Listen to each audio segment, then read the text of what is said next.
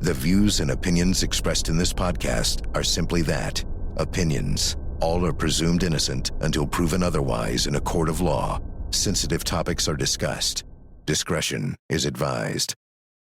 Racial tension and mistrust between the African American community and the Los Angeles Police Department played a significant role in the case against O.J. Simpson. I'm Michael Ayala, and this is Trial and Error. Why did O.J. win? We, the jury, in the above entitled action, find the defendant, Orenthal James Simpson, not guilty of the crime of murder.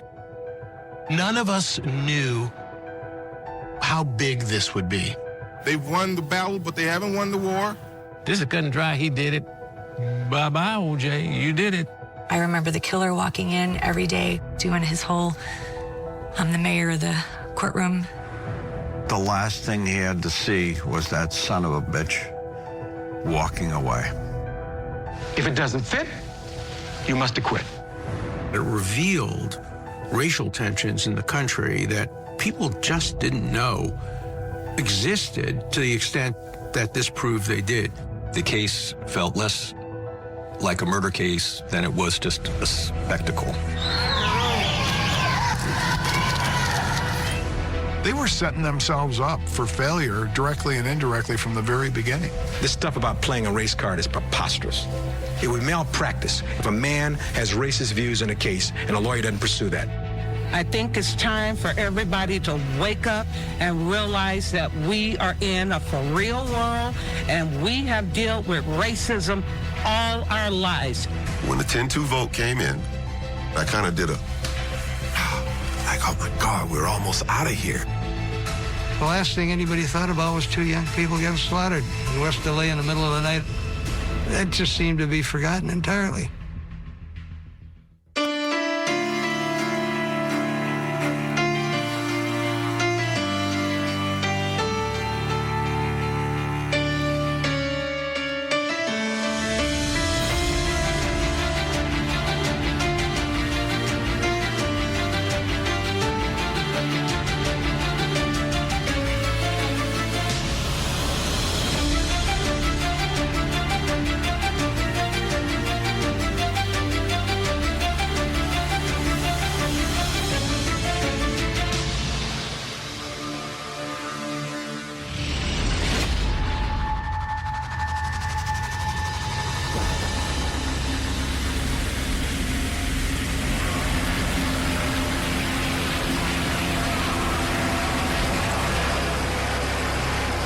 It began as a high-speed chase, according to the California Highway Patrol, and ended early Sunday morning with the motorist, a black male, being brutally beaten and kicked by Los Angeles police officers. All of us have witnessed the outrageous conduct of 14 police officers. It was all captured on videotape. Rodney King was the black motorist who was pulled over by California Highway Patrol officers and beat as he was sort of being interrogated there on the site. Just so happens this was all captured on videotape. And many observers of the case said if it hadn't been captured on videotape, it would not have become the issue that it ultimately became, because black people were profiled all the time by the LAPD and other police entities, and it was typically their word against the police. This was nothing new. This was just, oh my God, somebody got it on video. And so now they can't deny it. My first thought was, wow, I can't believe we got that on tape. That was the beginning, because we knew that was going on all the time. And what we were trying to do is educate people that this is going on with African Americans every day. The fact that the officers did what they did in that case, I wasn't surprised about it at all. Because again, I was already aware, by being a member of the African American community myself, that there are people that have very negative encounters with the police. The Rodney King video was the first viral video, really, back in 1991. What we saw was unbelievable to some, predictable to others. The racial tension, which existed before, was just out there to be seen in the video. The brutality, which was always there, but denied by some, it was out there for the whole world to see. 4 officers were criminally charged for the beating of Rodney King, and despite what was clearly seen on the video, the officers and the LAPD doubled down, claiming the video didn't tell the entire story. We simply are defensive because we believe that we have a very fine police department. The overall impression that was given by that report is that we have a racist department, a brutal department, and that is simply not true. I don't think anyone out there really wants to be a cop out there anymore. Not if you get this kind of pressure and this kind of second guessing. The trial was moved from downtown Los Angeles to the predominantly white Simi Valley. We, the jury, in the above entitled action, find the defendant, Lawrence M. Powell, not guilty of the crime of assault by force likely to produce great bodily injury and with a deadly weapon. And what happened? Those white officers were acquitted. And you had people rightfully upset. They're going, this is crazy. The LAPD is racist. You can see it right there on the tape. Gates must go! Gates must go! We ain't got no rights here. It's an injustice. We all suffer from it. I wish LA would take the chance, especially the police department, and heal such a great wrong. A great wrong has been done. Was it racial hatred? I don't know. I know that predominantly white jury in Simi Valley let him off because they were white and he was black. South Central was a simmering cauldron of resentment between the police and the citizens of the community of South Central. Rodney King is just a spark on a tinderbox that has been there for some time, since the mid-'80s and the war on drugs. This is a guard check. After the Rodney King verdict, riots broke out in South Central and spread across LA.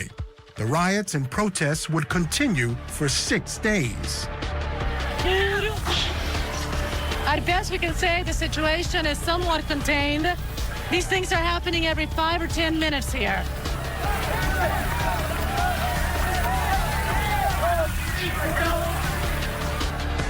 What followed Wednesday's jury verdict in the Rodney King case was a tragic series of events for the city of Los Angeles. Nearly 4,000 fires, staggering property damage, hundreds of injuries, and the senseless deaths of over 30 people.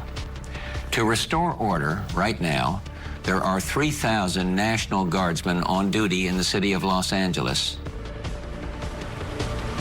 People, I just want to say, you know, can we all get along? Setting these fires and things, it's just not right. It's not right, and it's not gonna change anything.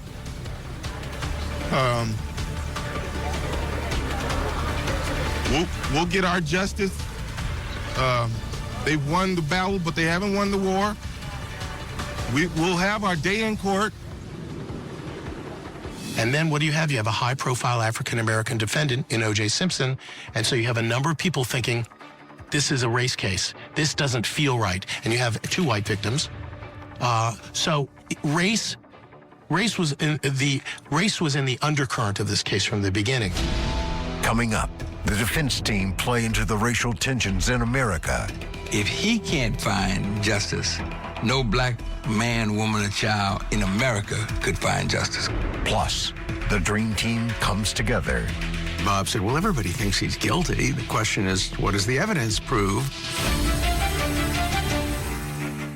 The Court TV podcast will return.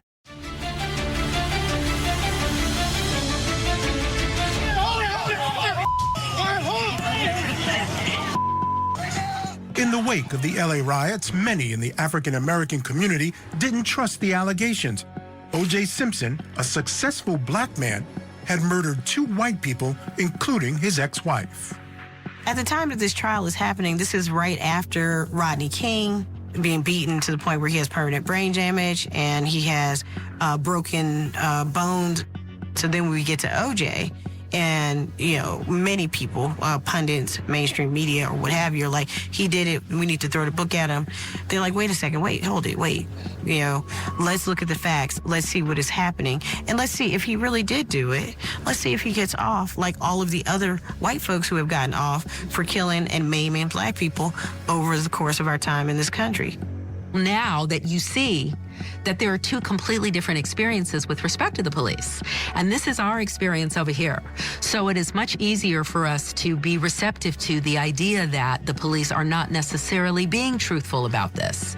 He was a hero of sorts in the sense that he was able to do this and to prove once and for all that the system was stacked against black people. They saw this as a chance to really put the system on trial. People say the O.J. Simpson case was a great case, you know, the trial of the century. The case itself was not that significant in many respects. It was an ordinary whodunit murder case. What made it a very significant case is that it revealed racial tensions in the country that people just didn't know existed to the extent that this proved they did. O.J. Simpson grew up in the low-income Potrero Hill neighborhood of San Francisco. But as he became more and more successful, a narrative developed that O.J. Simpson no longer identified with the African-American community. And I remember I told O.J., I said, man, O.J., how do you do it? And he said, this was one of the things that I really wanted. I really wanted people to know me no matter where I went. I wanted people to know me. And he said, now I got it, man. He chose a path in life that was good for him and the people around him. But in terms of extending beyond that or using his celebrity and his prowess to enrich and to help the African-American community, the state of affairs in the African-American community, I never saw that. O.J. was so involved in the world that he was involved in, which was television, which was commercials, and to his credit, he opened a lot of doors there, but he saw those doors being opened for him, not for black people. He certainly wasn't a figure who was, let's say, had street cred in the black community. I started taking regularly Juice Plus. Almost immediately, I started feeling better. I mean, he was seen as someone who had more or less kind of assimilated and sort of moved beyond his so-called blackness. That wasn't his thing. He wanted to be O.J., which was, you know, beyond race. And for most African Americans who feel the weight of their status of being black, that's not a noble position to take. O.J. is thought of, although he's a beloved figure, to have been removed from the black community. He's living in Brentwood. He's divorced his black wife. He's married to a white woman. He's ensconced in this white world. The American dream is also to have the trophy wife who reflects where you want to go and where you want to be. He had met Nicole when she was just a waitress, and he was still married to Marguerite. So when he had ended up divorcing Marguerite, he married Nicole. The race factor was huge. I would say that if it had not been Nicole, but if it had been O.J.'s first wife, who was an African-American woman, it probably would not have commanded the same amount of attention. He probably would have been out on bail, and it would not have been what it was. O.J. was treated differently from the average African-American. Racial tensions existed during that era, but somehow he was immune because he was O.J. Simpson. He had police at his house all the time. They would routinely go over there and hang out. He was very good to the police, and the police were very good to him because they loved him, because most of the cops were sports nuts, and he was a sports hero. So to say that O.J. Simpson would be singled out by the cops seemed ludicrous on its face. In the days and weeks after the murders of Nicole Brown and Ron Goldman, the coverage of O.J. Simpson in the media was wall to wall.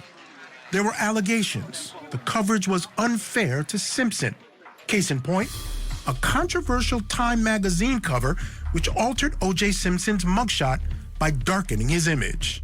Time magazine was accused of enhancing the photo of O.J. Simpson. He was adored throughout America by not only blacks, but by whites. By any measure, before the killings, a very popular, well-liked celebrity, suddenly presented as this very sinister, dark figure in this image on the cover of Time magazine.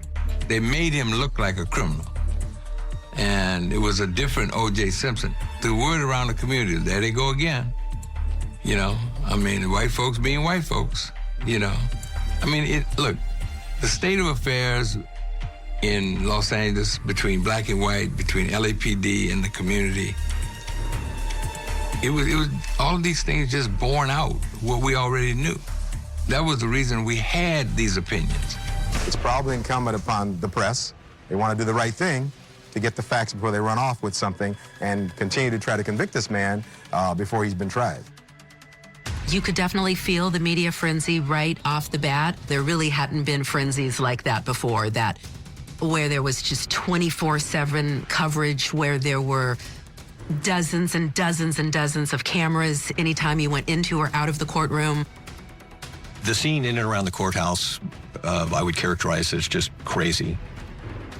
And I remember Marsha and I looked at each other, and the thought that sort of passed between us was, we can't do this.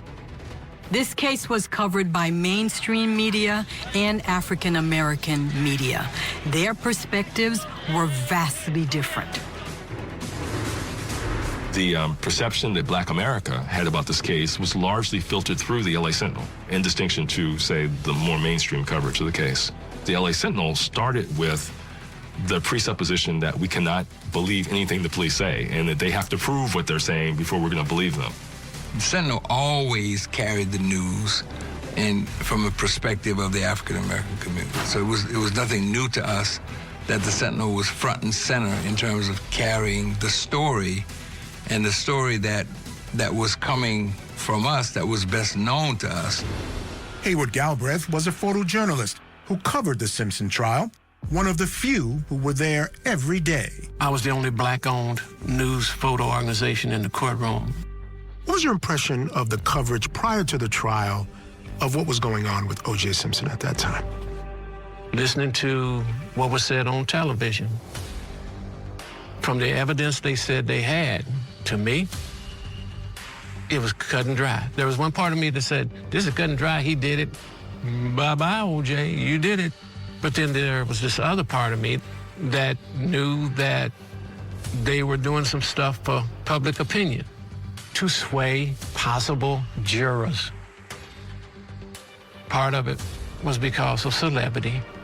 Another part of it was a black celebrity, especially a black man, a prominent black man, that was accused of killing 2 white Americans. And even though O.J. would say and said, I'm O.J., I'm above it.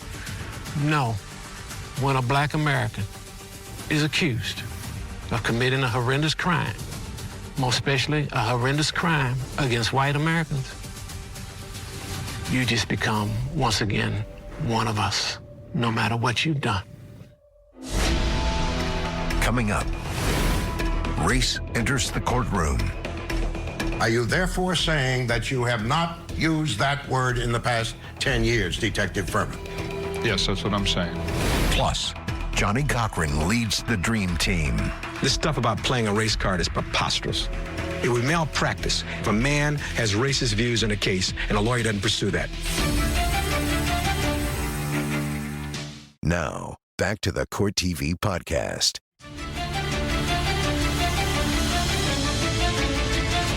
Johnny Cochran and the rest of the dream team representing O.J. Simpson were accused of playing the race card. But Cochran saw it very differently. I think that from a standpoint of race, it was introduced by this witness, Fuhrman. This stuff about playing a race card is preposterous. It would malpractice if a man has racist views in a case and a lawyer doesn't pursue that. The dream team was none that we have ever seen. Johnny Cochran, he had spent decades fighting against the LAPD and people who were victimized by them. This is what he did. This is who he was. And he became the point of this team. He truly did. But it wasn't just him. One of the best cross-examiners on the planet was F. Lee Bailey. You know who did all the DNA? Barry Scheck. Barry Scheck is the guy who started the Innocence Project. He was the king of DNA. Dershowitz was involved. And when you start going down this list, you realize these were all at the top of their game, all working together for a singular purpose. O.J. Simpson, who has, millions of dollars to sort of allocate to his defense, question whether there's an imbalance in our system whereby the wealthy, get passes that the typical person don't. My position was, if given the legal team that O.J. had, that he put together, that he had the money to buy, if he can't find justice, no black man, woman, or child in America could find justice. I got a phone call from Bob Shapiro saying, we'd like you to join the defense team. And I said, no, I can't, because I've already commented that I believe he's guilty. And Bob said, well, everybody thinks he's guilty. The question is, what does the evidence prove? And so we'd like you to join the team. And at that point, I said I would do it. The O.J. Simpson case happened, and at that time, Robert Shapiro, his team were the lawyers, but there were talks about Johnny and his team coming into the case. And Carl Douglas and I were the only two lawyers in the firm who had criminal law experience. So all of our civil cases were taken away from us, and we were now in the trial of the century. He had a great defense team. When you can pay for good attorneys, you can actually probably buy yourself out of a guilty verdict. And I think that's what happened here. First time I saw O.J., of course, was in prison. He looked me in the eye and he said, how can anybody think I'm guilty? And I said, O.J., everybody thinks you're guilty. Our job is to change their mind, but don't assume that nobody thinks you're guilty. At the time, I had no idea how deep the racial divisions were. He was right when he said nobody thinks I'm guilty if he was referring to members of the African-American community. I guess Dr. Martin Luther King said it best when he said that injustice anywhere is a threat to justice everywhere. And so we are now embarked upon this search for justice, this search for truth. Johnnie Cochran was a brilliant lawyer. I think he knew who his audience was in that jury. It didn't matter what the world thought. It mattered what those 12 jurors thought. And Johnnie Cochran never lost sight of the fact that he was playing to those jurors. And he was able to speak to them in a way that was very profound. He spoke in a way that they could relate. You then, as jurors, are the conscience of this community. Your verdicts set the standards of what we should have and what should happen in this community. The racial division was so great that people saw the facts differently. They saw things through the prism of race. And I think Johnnie Cochran understood that better than anybody else, that his jury, and he always called it his jury because he helped pick that jury, his jury was going to see things the way he saw them. After jury selection, but before the trial, the prosecution added Christopher Darden to the team. Darden would deliver part of the prosecution's opening statement. I think prosecution's decision to bring Christopher Darden onto the prosecutorial team and to have him deliver the opening statement was a way of letting the world know this has nothing to do with race. We're not coming after O.J. Simpson because of his race, because look at this. It is a black man who has a crucial part in this prosecution. It was clear to us that they had gotten, chosen an African-American from, the roster of African-American lawyers in the DA's office. So we thought that that was pretty contrived and predictable. During jury selection, the jurors were questioned by prosecutors Bill Hodgman and Marsha Clark. After Hodgman became ill, jurors were surprised to see Chris Darden had joined the team. I discovered as a result of getting tested that apparently I had an abnormality in the musculature of my heart, probably congenital, which had proved fatal for certain athletes historically, and I had the same thing. So that was an awkward and kind of shocking revelation in the middle of trial. Bill has an operation. Now he's gone. Chris Darden, why is he there? Well, you know why he's there. Why will nobody say this? We need a black DA there. They were setting themselves up for failure directly and indirectly from the very beginning. And you promised to find this case, to come to a verdict in this case solely on the basis of the evidence and the law given to you by Judge Ito. You promised us that you had no hidden agenda, that you only wanted to see justice done. And you promised us that you would do everything you could under the law to see that justice was done. I think Christopher Darden was added as a nonverbal cue to the black jurors and black people watching the trial that race was not a factor and that they were going after O.J. because they thought he was guilty of the crime that he had been charged with. It's the same line of thinking that thinks that you can just add a black person to the prosecution and stir, and somehow that's going to make all of the issues that black people have with the criminal justice system go away. It's not going to happen. My recollection is that Johnny really could get under Chris's skin and could really say and do things that would cause Chris to react in ways that were predictable. I'm just telling Mr. Cochran I don't want to hear his mouth this afternoon. All I sought to bring out was what the facts were. He's been mouthing off for the past 12 months. And as usual, they're trying to give a soundbite. Put up a shut up. We've heard this for 6 months. Nobody calls us the dream team, Mr. Cochran. I'm so mad at both of you guys. I'm about to hold both of you in contempt. Chris is a friend. He's a very sensitive man. He took this case very seriously, and to this day, he takes this case very sensitively, very personally. He's honest as the day is long. He's a straight shooter, and he's a good prosecutor.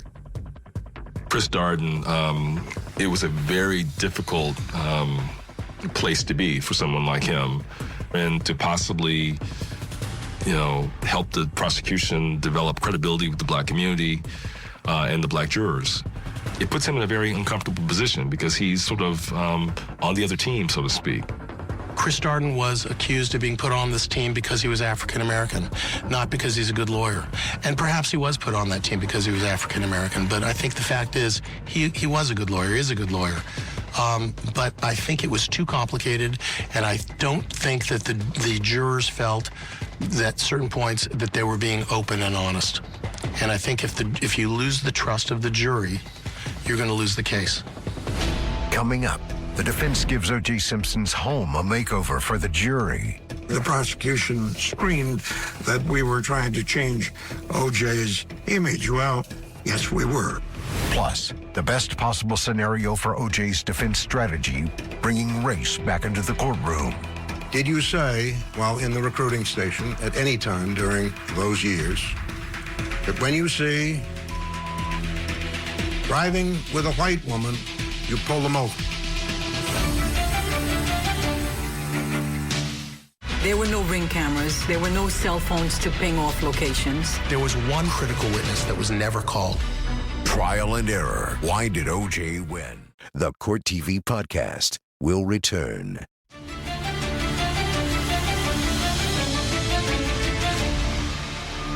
One of the most controversial tactics used by O.J. Simpson's defense team in his double murder trial was a home makeover of his Rockingham estate. This was before jurors were brought in to see it for themselves. The court's purpose in going here is to allow the jurors to see the scene as close to reality as is possible without any interpretation put on it by either party. 625-8243. Before jurors were brought in to see O.J. Simpson's home, the defense removed photographs of white people and replaced them with African art and football memorabilia. The reaction to the actual visit to Rockingham did surprise the prosecution because it angered the prosecution. The house did seem to be rearranged. There was a little more football memorabilia than maybe there had been previously. They put a fire in the fireplace, and they had pictures all over the walls of I think Martin Luther King, and they had religious-type pictures. They had a Bible by Simpson's bed. Now, I spent a couple hours in his bedroom. I don't remember seeing any Bible when I was there. It was there for the walkthrough, though. Anything that might have offended someone, probably get rid of that. Is that altering a crime scene? I don't know. The court didn't seem to think so. Well, with respect to the rearrangement of certain decorations in O.J.'s home, before the jury was taken there to view the premises, which is kind of de rigueur in a murder case, It is alleged and shown, I think, that someone went in and removed art, which would be exciting mostly to gentlemen, and replaced it with Rubens and other things that were much more acceptable. And of course, the prosecution screamed that we were trying to change O.J.'s image. Well, the fact that he was one of the great lovers of the century, yes, we were. The prosecution objected to a great many things, including the picture of O.J. Simpson's mother on his bedside table, which was removed because the judge concluded it was not always there. The real purpose was to present a very particular image that this jury would digest. Not only was race important, but celebrity was incredibly important as well. I remember the killer walking in every day from the hallway in his designer suits and hugging his defense team and waving to the people in the audience and blowing kisses, and not literally, but just doing his whole, I'm the mayor of the courtroom. Celebrity is a strange thing. It allows you to do things that normal people, all of us, would never be allowed to do. The way he was interacting with the jury was watching every move he made, the way he was hamming it up for the cameras, everything. Even when he actually said he wasn't going to testify, how he did it, he went on and on and on. Only a celebrity could do that. Mr. Simpson, good morning, sir. Good morning, Your Honor. Much as I would like to address some of the misrepresentations made about myself and Nicole concerning our life together, I'm mindful of the mood and the stamina of this jury. I have confidence, a lot more it seems than Ms. Clark has, of their integrity, and that they will find, as the record stands now, that I did not, could not, and would not have committed this crime. I have 4 kids, 2 kids I haven't seen in a year. They ask me every week, Dad, how much longer? All right. This proud hope. All right. Mr. Simpson, you do understand your right to testify as a witness? Yes, I do. All right. And you choose to rest your case at this. I would be asked, don't you think it is unfair that this jury loved O.J. the celebrity? And I say, no, it was absolutely fair. The Constitution says, in essence, there's a presumption of innocence. And O.J. got that. No other defendant gets a presumption of innocence. Everybody should get what he got. That was fair. Coming up, prosecution attempt to keep Mark Fuhrman's past out of the trial. If a white male takes the witness stand and that word is uttered in this courtroom, it will offend every black juror on this case. My participation at the crime scene, I just did my job because it really didn't matter what happened. I kind of knew it. I was on borrowed time no matter what. This is the Court TV Podcast. The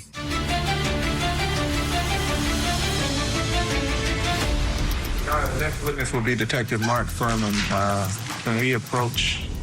Because of the racial tension in Los Angeles at the time, race was always likely to be a factor at trial. However, Detective Mark Fuhrman gifted the defense the ability to put race at the front and center of their case. By undermining Fuhrman's credibility, they were able to negate what was perhaps the most damning evidence against O.J. Simpson, the bloody glove. My participation at the crime scene, I just did my job. I kind of knew it. I was on borrowed time no matter what. Mark Fuhrman was the biggest gift for the defense, but he was also their biggest problem.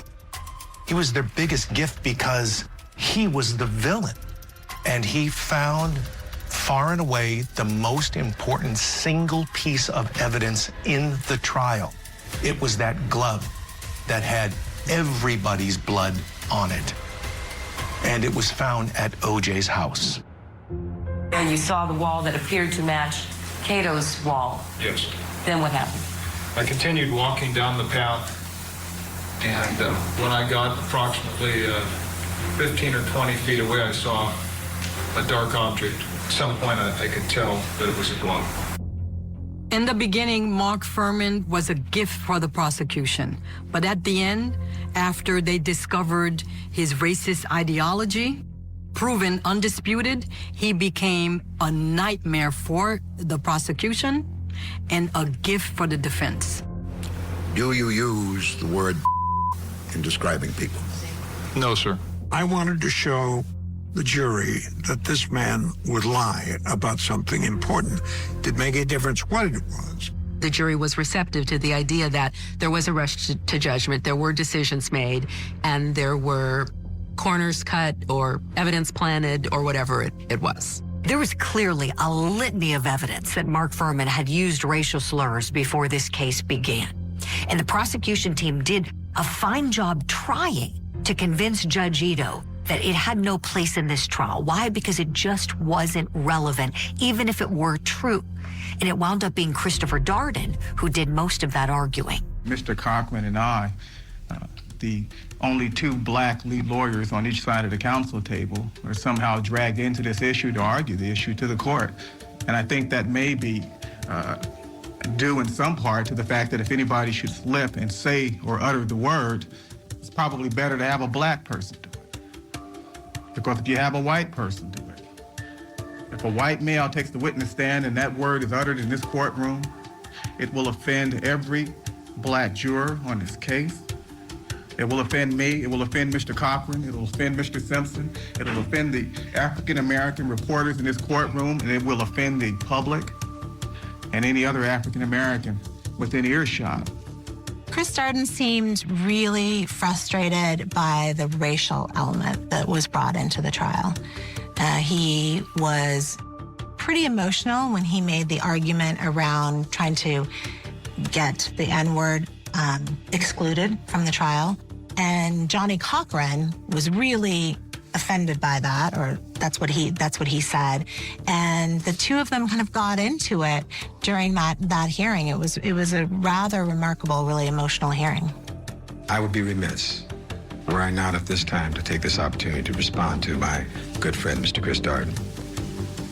His remarks this morning are perhaps the most incredible remarks I've heard in the court of law in the 32 years I've been practicing law. His remarks are demeaning to African Americans as a group.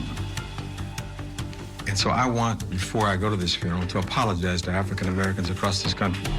Not every African American feels that way.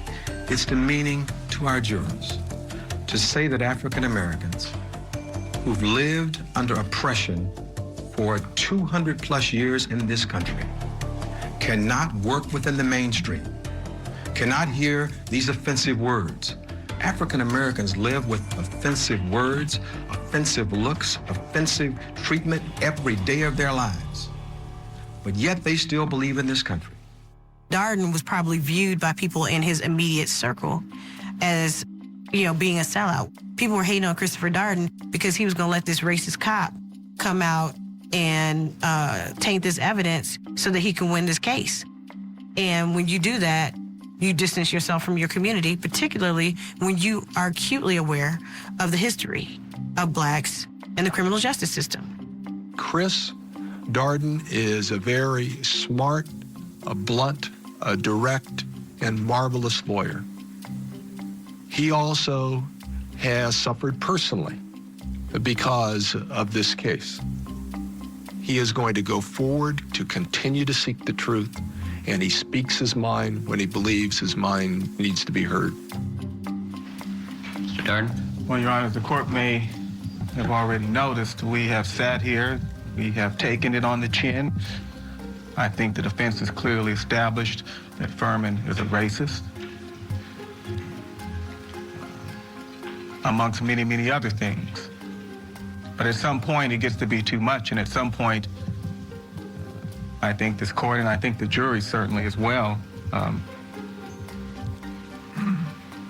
may well lose focus as to what the real issue is here in this case. And the real issue is O.J. Simpson and what he did the night of June 12th. I think by the time that Mark Fuhrman emerged as a pivotal witness in the case, it was pretty obvious in mainstream coverage that race was becoming a key prism through which the case might be decided. You want to call me a racist? I really don't care. I mean, what am I going to do about it anyway? Do I go around the countryside trying to convince somebody or not? What would I do?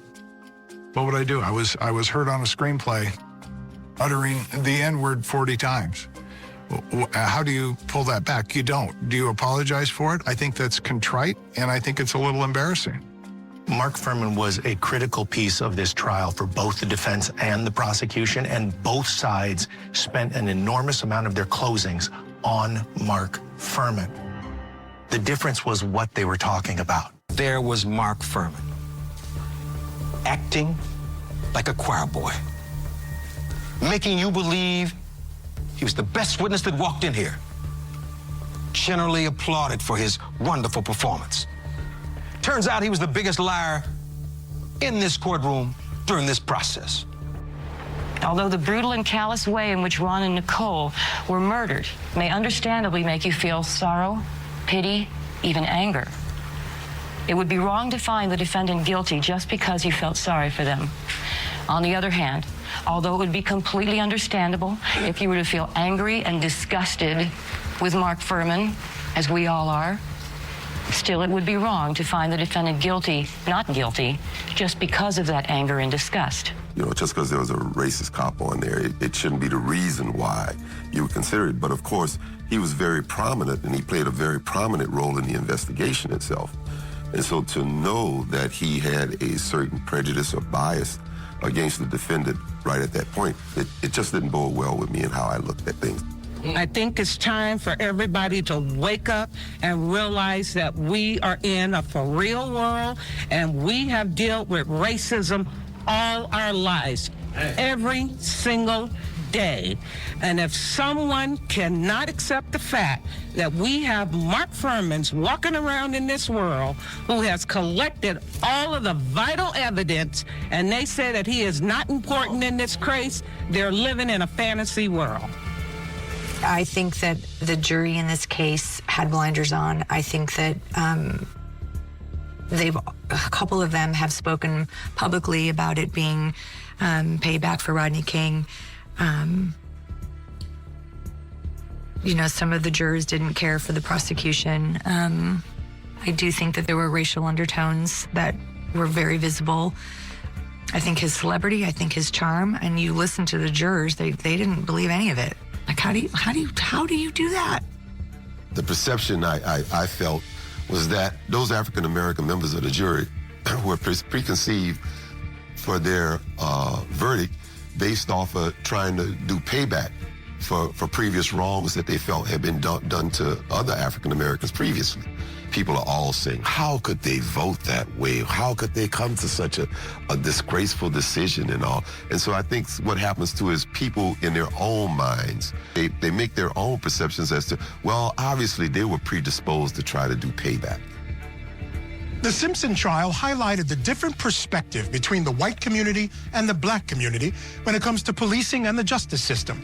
It would be a problem for prosecutors who were trying to convince jurors to focus on the physical evidence that they believed pointed to O.J. Simpson's guilt. I'm Michael Ayala. Thanks for watching this episode of Trial and Error. Why did O.J. win?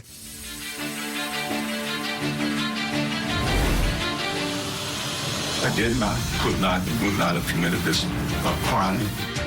I was shocked at the incompetence of the prosecution. The defense strategy was, you can't trust the message if you can't trust the messenger. And you want to call me a racist? I really don't care.